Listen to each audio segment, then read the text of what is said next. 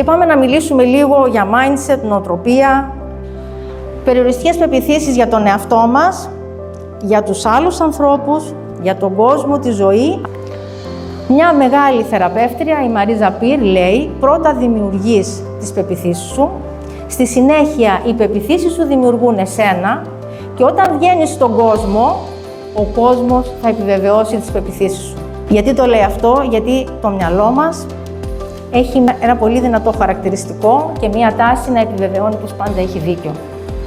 Αν λοιπόν εσύ έχεις αποφασίσει ότι θα ήθελες στη ζωή σου οικονομική ευημερία, αλλά δεν συμφωνεί το υποσυνείδητο, γιατί πολύ απλά όταν ήσουν 7, είχες πάρει κρυφά από το πορτοφόλι της μαμάς €1 ή μια δραχμή, αν είναι της εποχής μου, για να πάρεις τσίχλες.